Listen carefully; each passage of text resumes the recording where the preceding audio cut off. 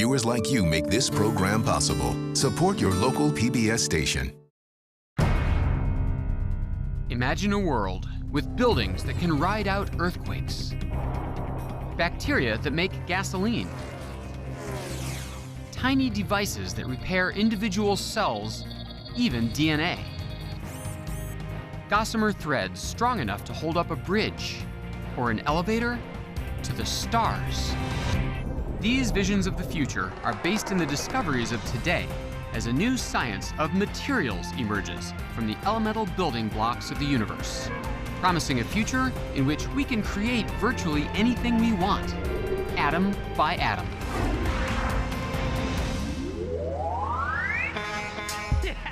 I'm David Pogue. Do you have trash around here? Yep, absolutely. You throw it right in. And I'm on a quest to turn garbage into gold. Okay, maybe not literally gold, more like trash into electricity. 88,000 homes are being fueled by their own trash. Corn into cars. This is growing your own car parts. I think you've been smoking too many mushrooms. Bags into batteries.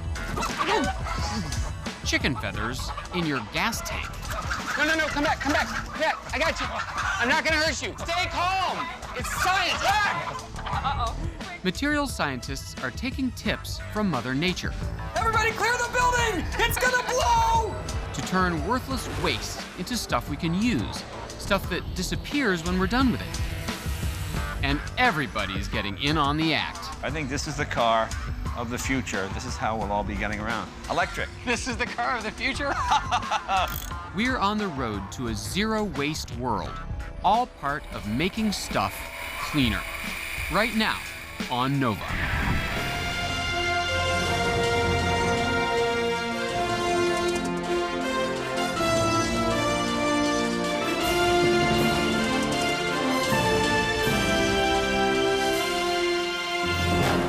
Major funding for Nova is provided by the following.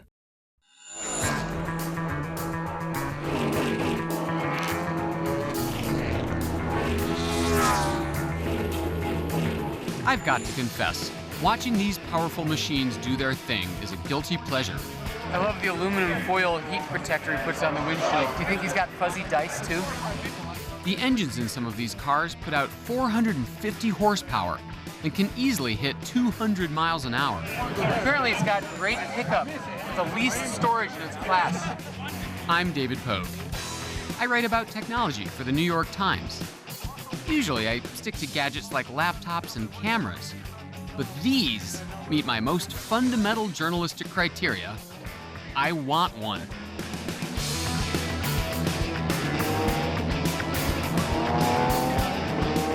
Cars represent power and freedom, but also waste. While they're up and running, these monsters eat up gasoline and spit out carbon, which heats up our atmosphere, all the while just going around in circles. And when they crash, like most cars, they turn into broken down heaps. Many of their parts wind up permanently parked in landfills. That's because much of the stuff that goes into cars is plastic. Both waste problems, petroleum and plastic, converge on cars. And both break Mother Nature's golden rule. We can have what we want as long as we clean up after ourselves. For example, my plant and I are in perfect harmony. I breathe in oxygen and breathe out carbon dioxide. She takes in carbon dioxide and puts out oxygen. Together, we make a beautifully efficient circle of life. Imagine if all the stuff we use could be paired in such perfect harmony. That's called a zero-waste world. My mission is to uncover some cool stuff to get us there, starting with cars. I decided to consult with one of the foremost experts, well, at least one of the funniest, Jay Leno. Most people don't know it, but this is Jay's day job, restoring antique automobiles. His collection of nearly 200 cars spans 100 years of history. From a humble 1941 fire engine to to a ritzy 1925 Doble steam-powered convertible once owned by Howard Hughes. It's like a giant furnace on wheels. 2 million BTUs of heat. From classic American muscle cars to a jet-powered sports car. Every car here is street legal, and Jay likes to drive a different piece of history home each night. When you're in show business, you have drugs, women, or find something else to do. This is something else to do. While doing his something else, Jay has become a guru of auto technology. And he's got some insider info on the car of tomorrow. I think this is the car of the future. This is how we'll all be getting around. Electric. This is the car of the future? Well, this is a 1909 Baker Electric. There's no pollution.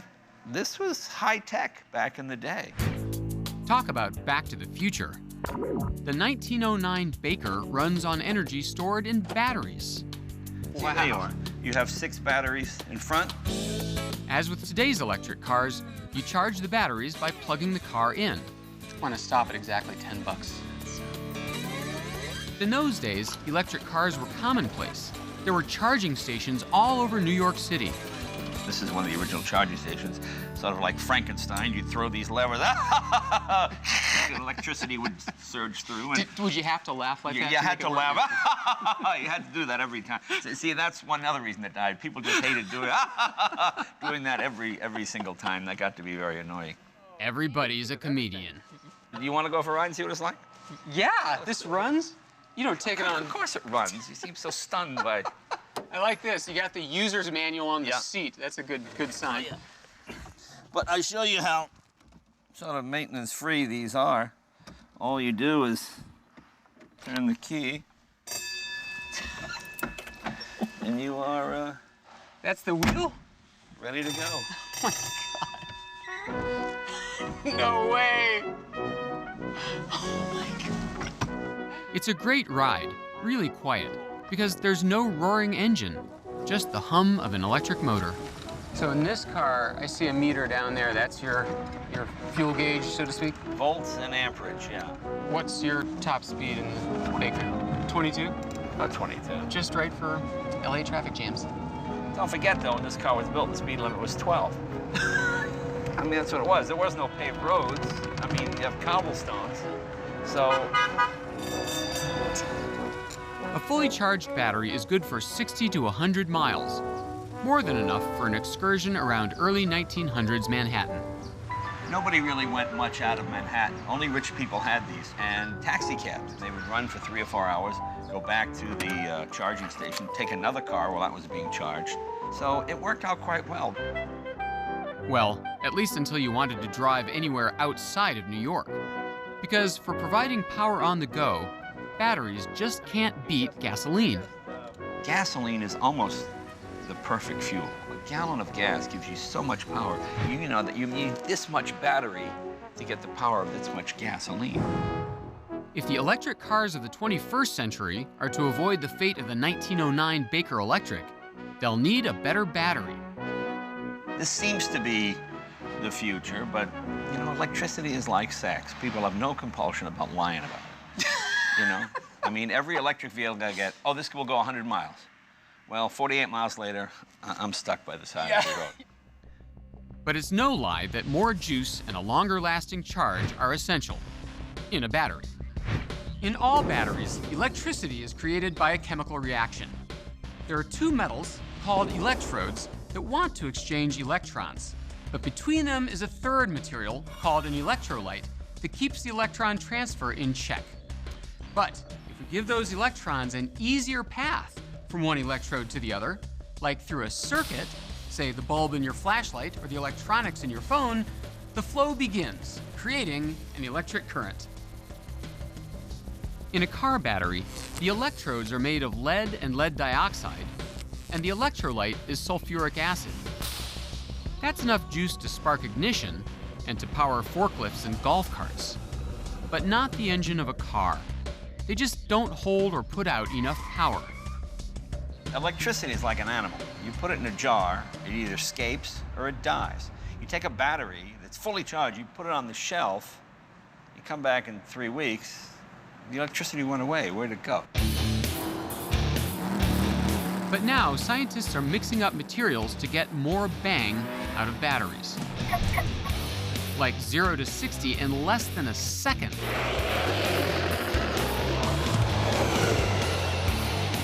Packing the power of 150 car batteries onto this small frame. The wobble you see in the picture is our TV camera's way of saying, whoa! With over 500 horsepower, this bike is one of the fastest electric motorcycles in the world. Its battery pack could easily power an electric car. And I know where this baby comes from. The facility we're about to visit has been considered by some the global headquarters for the future of electric vehicles in America. I just hope I can make it through security. The juice we're looking for may be here in suburban Denver, hidden behind this garage door.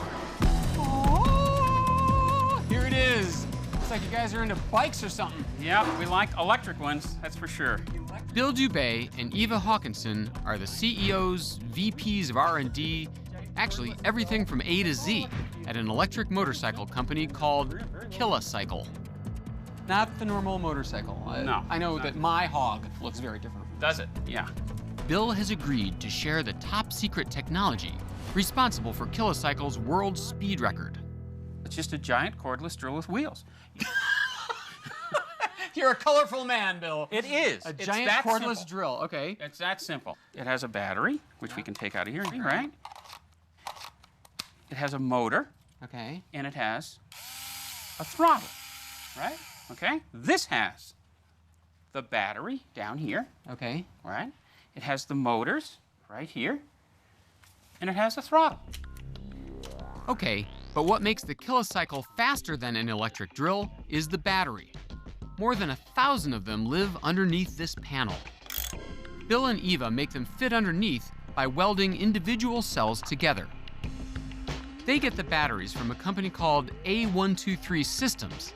And the reason A123 can pack so much punch into these little cells is because of the stuff they make them with. Instead of the lead used in traditional car batteries, they use lithium. Lithium is a great choice because its atoms are so small. It's the third smallest element on the table of the elements. Smaller atoms means more flowing electrons and more electricity that can be generated by the battery.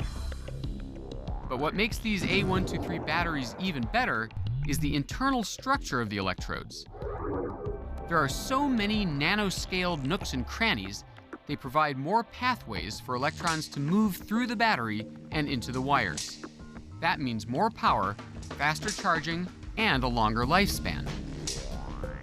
Bill has a different explanation. He calls it the Slurpee and the straw. With a Slurpee, you have a certain amount of juice in the cup. That's the specific energy. Okay. The energy it holds is how much juice there is in the cup. Then the power is the size of the straw. So the battery's storage capacity is like a super concentrated Slurpee, and its high power output is like shooting the juice with a lot of pressure through a really wide straw, all in a small, compact container. It's unbelievable. Cells this big around putting out more power than these big cells. It's... No wonder you're cackling like a madman. Yeah. And no wonder these Upcycles are some of the fastest electric bikes in the world. But there is one last question that I've been dying for them to ask. So do you want to take one of our electric bikes for a ride? Yeah. Okay, let's go out here. Not this one? No, not that one. Let's get it out of the race trailer for you. It's in here. Oh, yeah. My motorcycle's in the trailer behind that extra cycle? Well, this is the one we're going to have you ride. You got to start somewhere. Everyone's a comedian. Bill assures me that you just pedal it to get started. It's not quite the same thing. Okay, here we go. Yep. You have to supply the noises with your mouth. Bye, guys. I'm off to the market. This is not electric. Oh my God! Ah! Oh my God! You want to tell me how it works? Jeez! They didn't really explain how you stop it.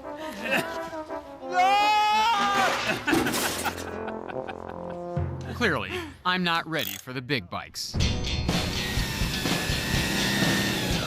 With that much power stored in such a small space, could these supercharged lithium batteries supply the juice we need for electric cars? The batteries do have a few drawbacks. They're still expensive, and like petroleum, lithium is a limited resource. But A123 is opening the largest lithium automotive battery factory in the US, right outside the Motor City, Detroit. So if electric vehicles catch on, these little guys could be the next big thing. But there could be an even more radical solution to the power problem, using one of the most abundant materials in the universe, hydrogen. General Motors has about 100 of these hydrogen-powered SUVs out on the road. They're being test-driven by ordinary folks. Ordinary folks. And Jay Leno. I've been driving this for 2 years, and it's fantastic. It is zero emissions, not 0.1 per billion, it's zero. And when Jay says zero, he means zero. I mean, if you went into the garage, shut the garage door, sealed it, turned on the engine, and sat in this car, you would starve to death before anything else happened to you. Jay offers to show me where the magic happens. Oh, man. Not a lot to look at.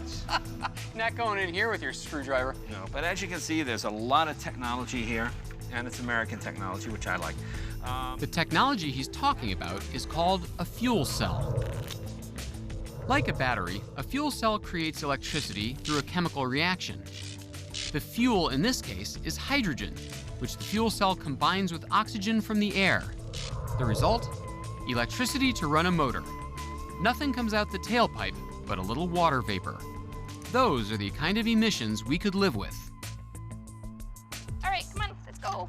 And for people who drive a lot, like Stephanie White, no pollution is great, and great mileage is even better. So this is my old car, about 30 miles to the gallon. Come here, hop in. Good boy. And the Chevy fuel cell hydrogen vehicle, about 55 miles to the gallon. The hope is that someday, hydrogen won't cost any more than gasoline does today, and your mileage will double.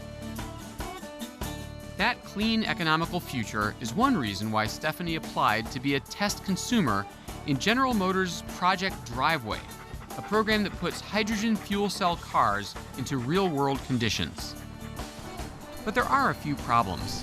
Getting hydrogen into a usable form takes energy, and right now, there's only a handful of places to fill up. While the process looks familiar, it requires very different equipment since the hydrogen has to be pumped into the tank under pressure. The system pressurizes the tank to a certain level, and then it switches to another tank that's at a higher pressure. So it goes about 4 times, and that brings it up to 10,000 psi.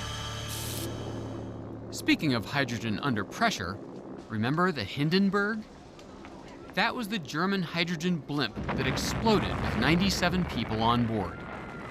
Hydrogen may not have had anything to do with the fire.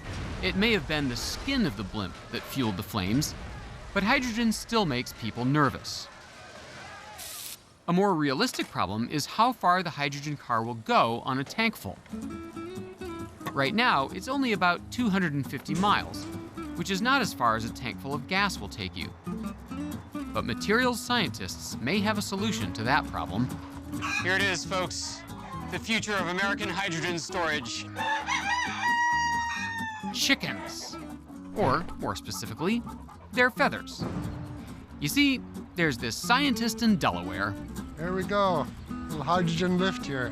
Who says if we cook the feathers at just the right temperature, we can turn them into high-tech hydrogen storage devices. This is how your students get around town? They're riding on pure hydrogen, zero waste output. And zero waste output is exactly what Professor Richard Wohl is after. He gave me a quick primer on hydrogen and chicken feathers. hydrogen is a gas that likes to be free, likes to occupy a lot of space. And so to compress it into a small space like the size of your gas tank, 20 gallons, requires enormous pressures. Take a look at the hydrogen tank on top of this bus. It's almost as big as the bus itself. So how can we get more hydrogen into less space without a lot more pressure? That's where the chicken feathers come in. So the chicken feathers are like a sponge and draws the hydrogen gas closer, and that drops the pressure in the tank. So Richard took me to the nerve center of his research to show me how his feathered friends are helping him with the solution to the storage issue. Well, this is my plant. This is where I grow the materials for... Plant. Hi, guys. We're back. Before we can catch the hydrogen, we've got to catch the chicken. I've never caught a chicken, but it can't be all that hard. It's very easy. Okay. I'll show you. You need to walk over very slowly. Slowly, okay. No, come back. Yeah, I got you. I'm not gonna hurt you. I'm not gonna hurt you. Everybody, stay calm. It's science. Ah! You, right there. Stay. I almost had it. So this is a feather. You see the quill, and then you see the hairs. And the hairs are hollow. And when you heat up the hollow hairs, they become nanoporous. That means they have lots of really, really small pores that provide more places to store hydrogen atoms with less pressure. But there is a more basic question. But why chickens? I mean, surely there are bigger bird breeds with better feathers. We could do this with any bird. It's just a question of the volume of raw materials. The chicken is the largest processed bird in the USA, and there's about 6 billion pounds of waste material. Wait, they throw away the feathers? They throw away the feathers. I know, it's upsetting to me too. Richard figures he can recycle these wasted feathers into a storage material for hydrogen fuel. And you say hydrogen? He took me along to his lab to show me how they do it. First, they remove the quills. They're left with the fluffy feather fiber. So what we do here is we take this feather fiber, and then we heat them up to this much higher temperature, and that's when we get an enormous increase in surface area. And so this black carbonized chicken feather fiber then becomes the sponge to soak up hydrogen. When you heat them to 750 degrees Fahrenheit, the chicken feathers become over 200 times more absorbent because trillions of tiny little caves developed in the fiber. You got it, nanopores. They give the hydrogen atoms a place to nestle. In theory, this material could fit enough hydrogen into a normal-sized gas tank to allow 300 miles of travel between fill-ups and almost no pressure. But cooking chicken feathers? Seems like a lot of trouble and steps to go from the chickens to the stuff we're putting in our hydrogen cars. Isn't there some man-made synthetic way that would be faster, just as good? Oh, you can. You can absolutely make these using things like carbon nanotubes and other materials. The difference is that this process is almost for free, whereas the carbon nanotubes and other such materials would cost you the equivalent of about $1 million for your gas tank. Yeah, that would put a small damper on car sales in this country. So these are cheap. If we want to make hydrogen a viable fuel, Richard Wohl and his fine feathered friends may have found a cleaner way. And all for the cost of chicken feed.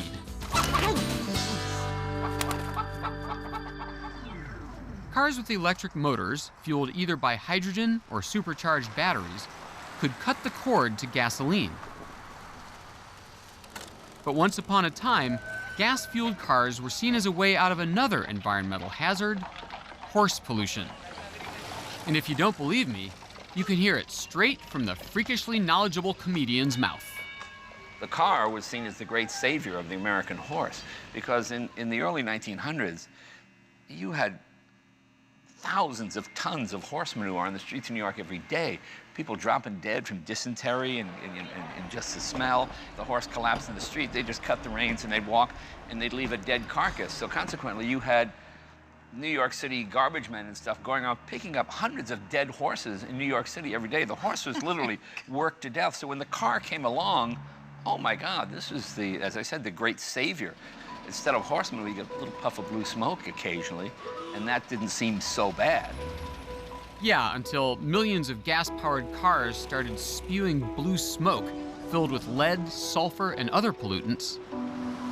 Over the last 50 years, we've cleaned up a lot of these toxic pollutants. Today, we're mainly left with invisible carbon emissions that are a byproduct of burning gasoline and a contributor to global warming.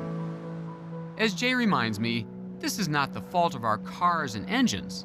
The problem is the fuel. You know, there's nothing wrong with internal combustion engines. We just don't happen to like the fuel. Why throw away 150 years of proven technology? Internal combustion works. We just don't like the fuel or the byproduct. So change the fuel and the byproduct. Wait, does Jay know something we don't? Is it possible to run our internal combustion cars with a fuel that doesn't come from oil? Materials scientist Jay Kiesling has created genetically modified bacteria that do just that. They eat plants and make gas. These microbes are miniature chemical factories that take in something very inexpensive, like a sugar, and turn it into something really valuable, like a fuel. A fuel like gasoline. My plant can explain. Her body, like all living things, is made from carbon.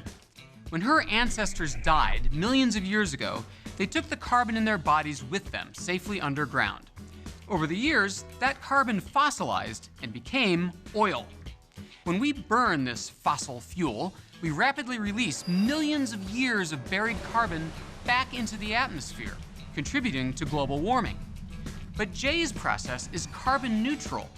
His microbes make liquid fuel from plants that are growing now, absorbing carbon from the atmosphere.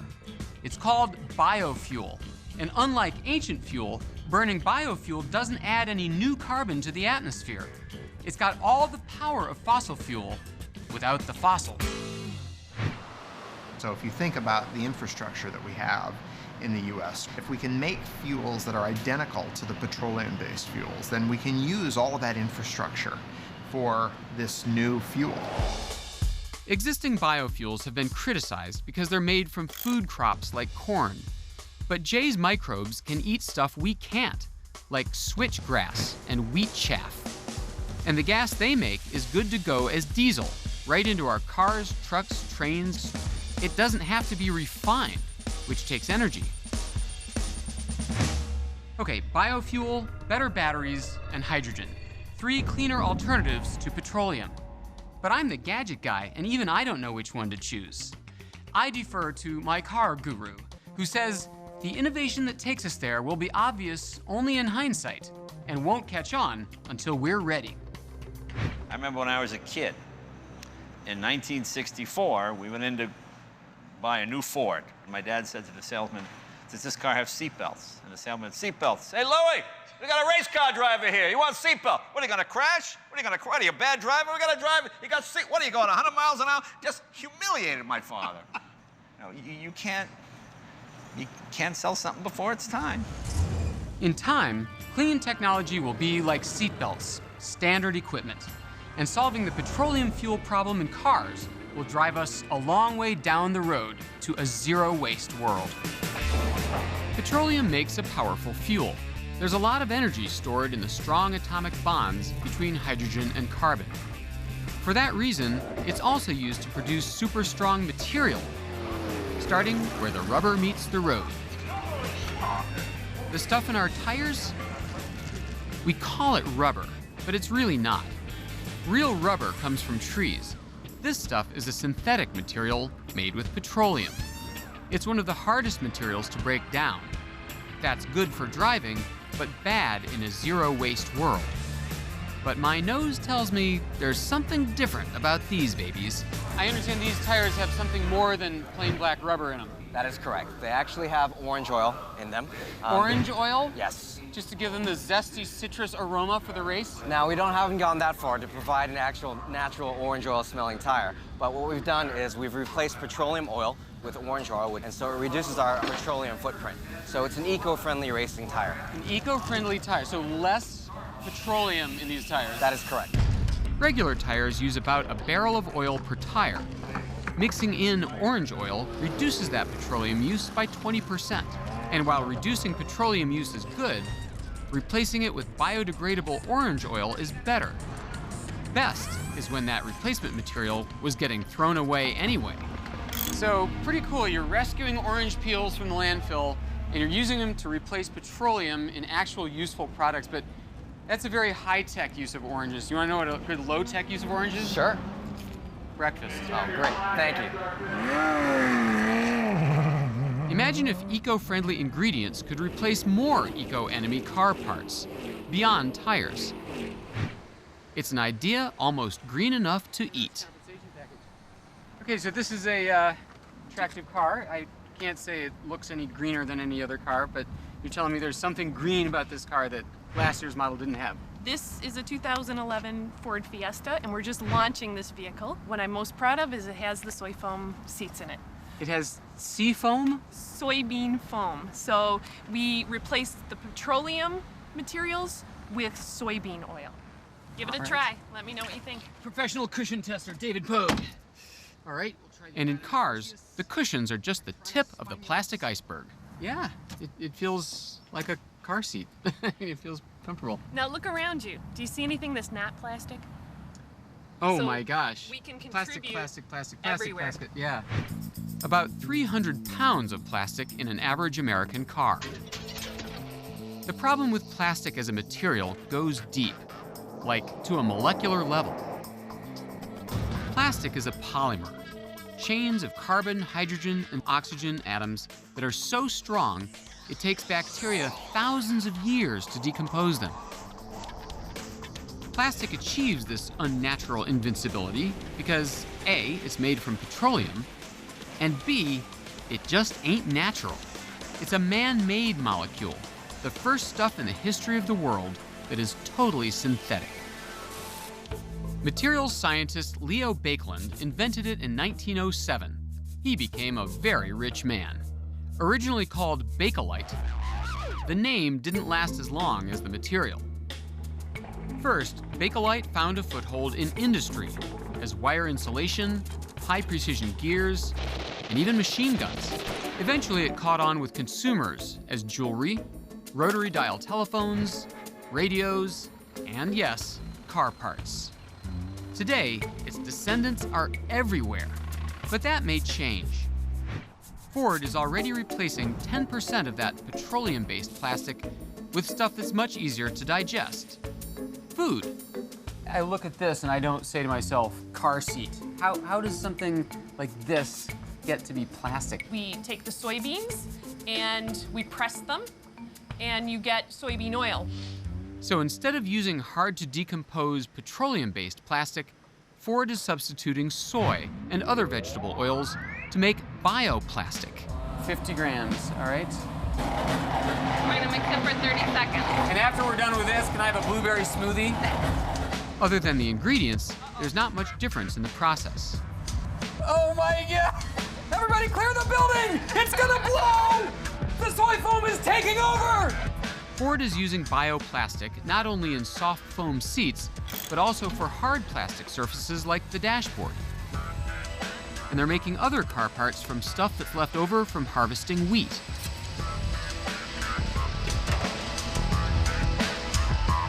"80% of all plastic car parts are made using an injection mold process.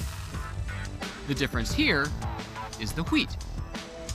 Seems like a scene from Willy Wonka.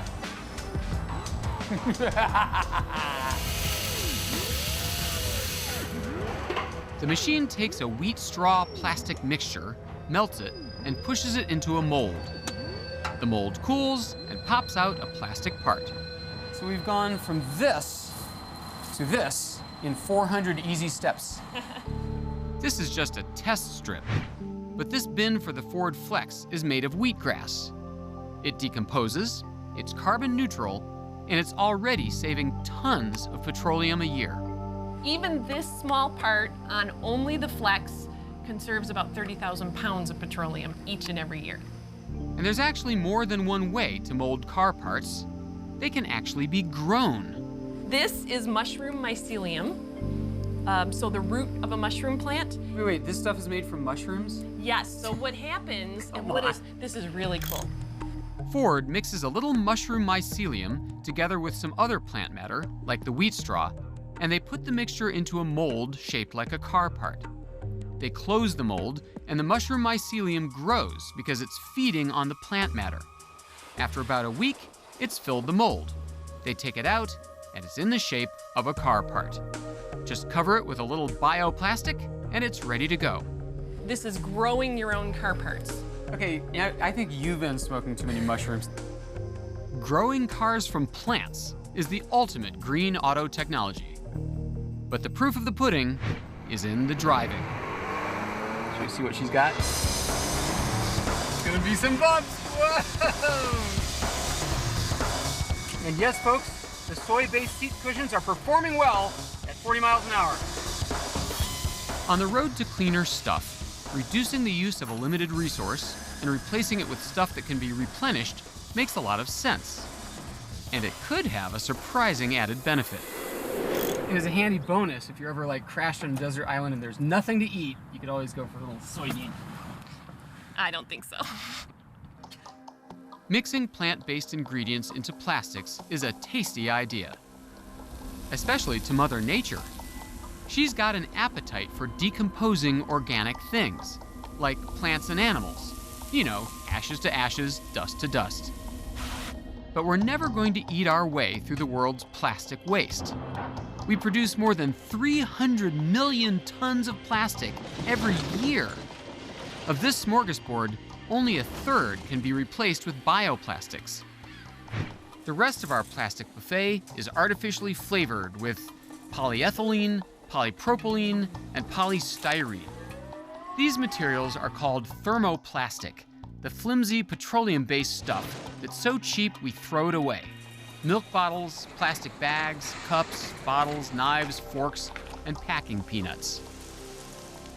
But some materials scientists are dreaming of transforming cheap plastic bags into valuable stuff. That kind of alchemy is what's cooking here. Chief wizard in charge is Vilas Pol. What are you, some kind of James Bond villain?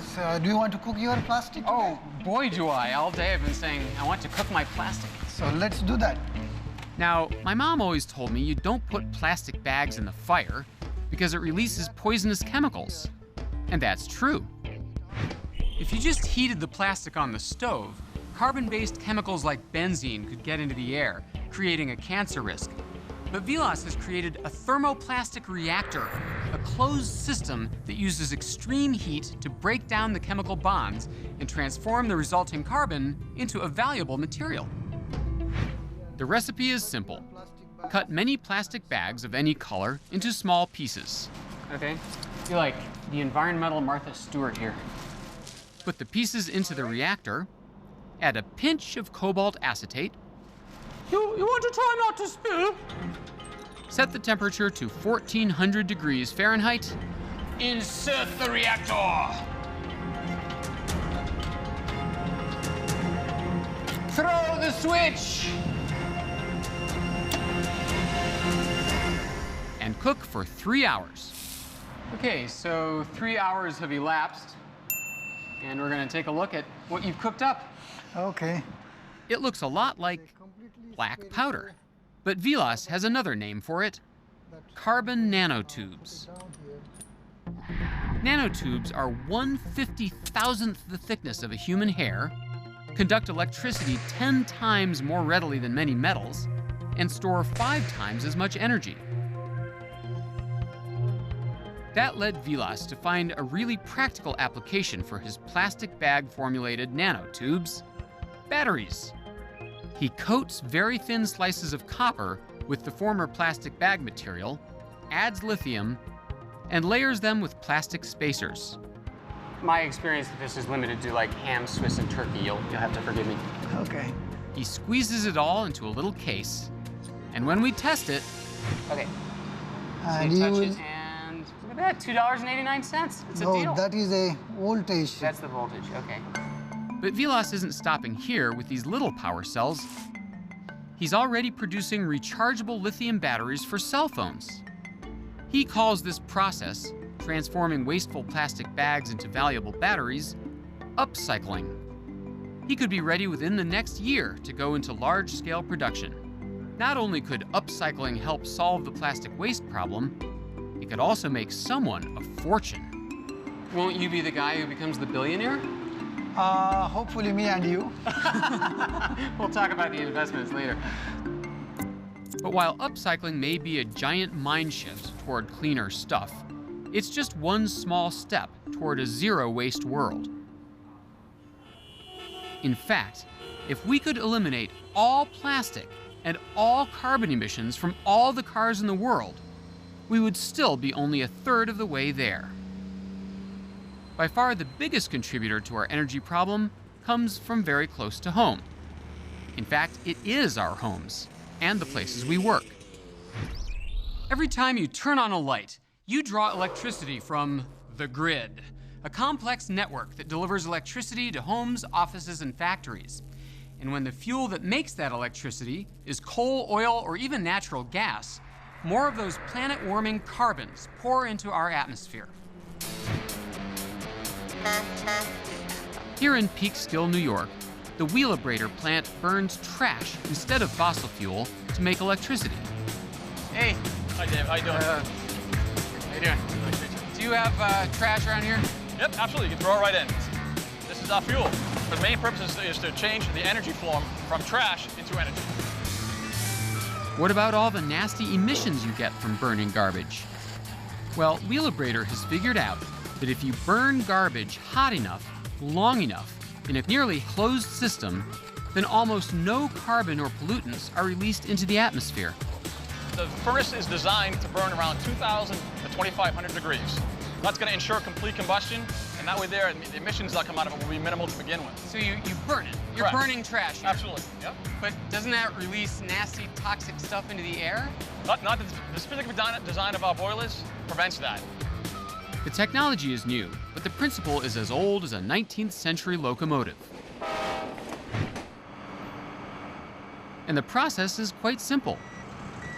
Trucks unload household garbage.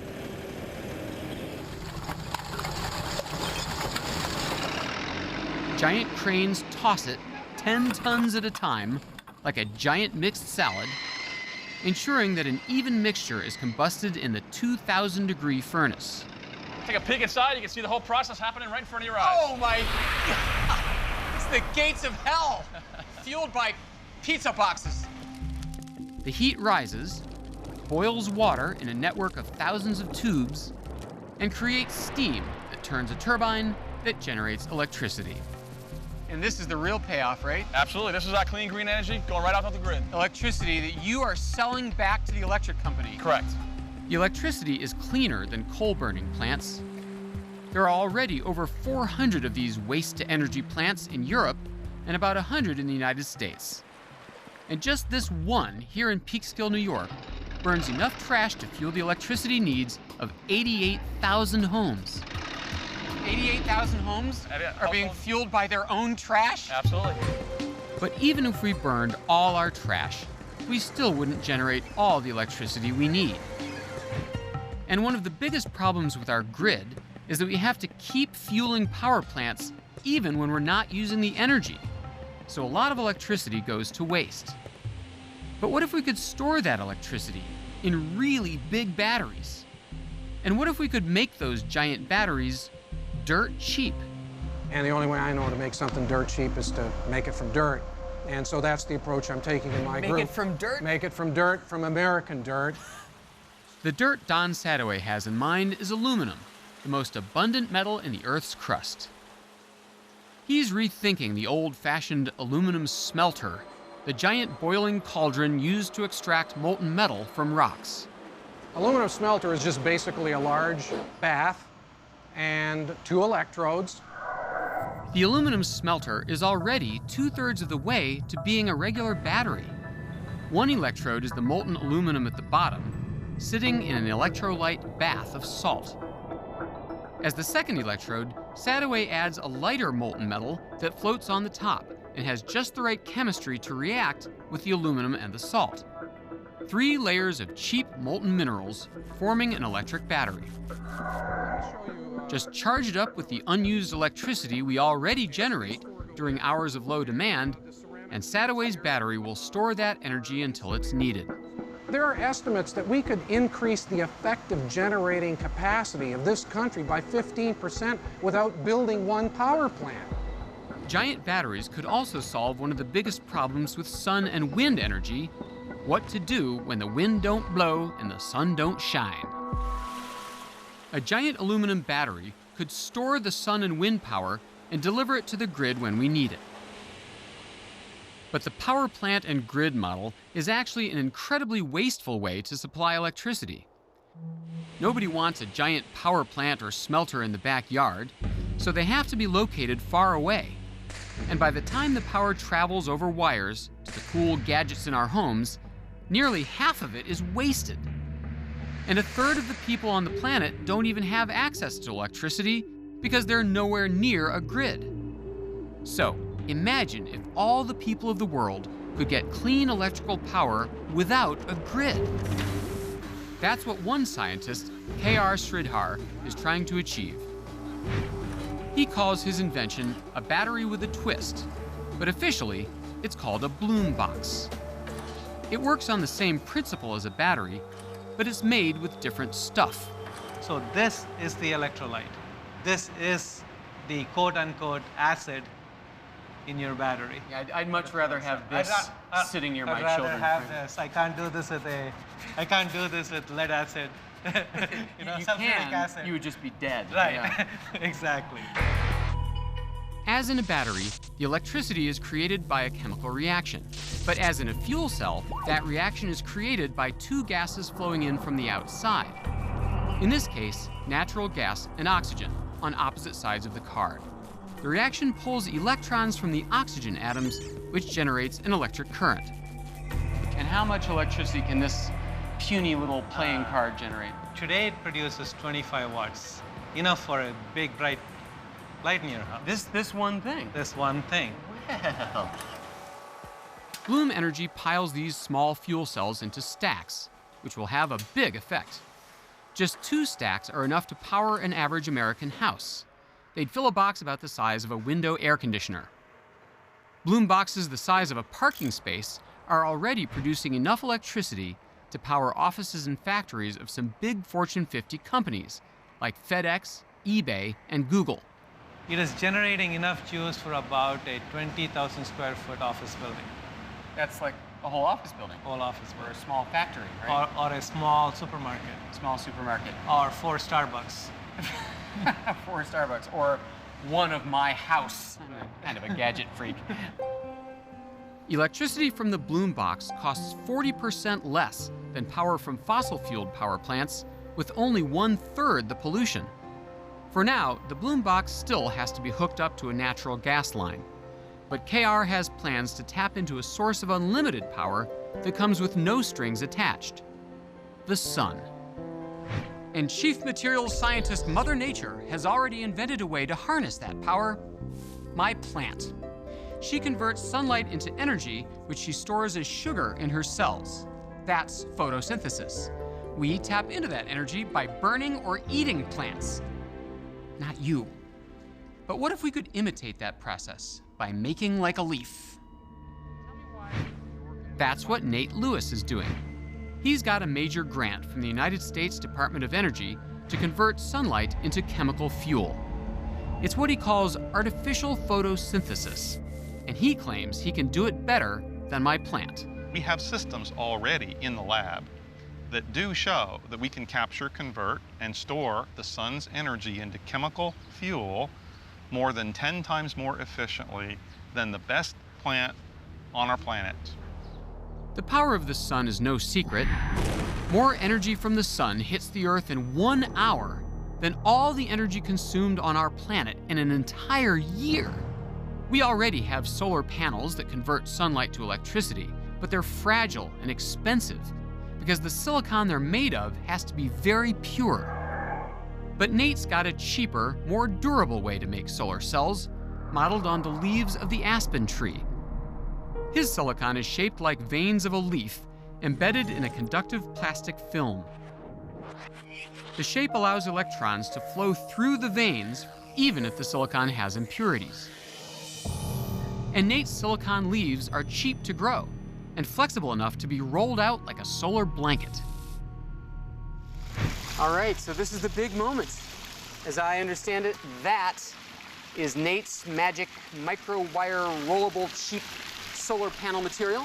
So this is making electricity just like the panels would make on your roof. There's no current when there's not much light, and then it sees the nice California sun, and we get more current. Now here's the artificial photosynthesis piece of the puzzle, the energy storage. The best way to store energy is in chemical bonds. That's what nature does in photosynthesis. That's why we call this artificial photosynthesis. Nate puts his silicon leaves into regular old water. The electric charge generated by these tiny solar panels splits the H2O into its component parts, hydrogen and oxygen. You can see if you just flip the switch, and then we will see the bubbles coming off of that as it does that chemical process. So be my guest. I'm gonna turn on the sun? Just turn on the sun. This always happens. People say, here comes David Pogue. It's like the sun coming out. Okay. Whoa! So those are bubbles of hydrogen gas. By converting sunlight into storable energy, Nate has figured out how to imitate what plants have been doing for billions of years, photosynthesis. If this scales up, the hydrogen produced could be useful in fuel cells to power our cars, homes, and factories. And now, my plant is happy, and so am I. She takes my carbon dioxide and uses it to grow, giving me oxygen in return. And scientists are learning to make energy and materials in the same sustainable way, inspired by the perfect circle of life, bringing us closer step by step to the ultimate dream of making stuff cleaner.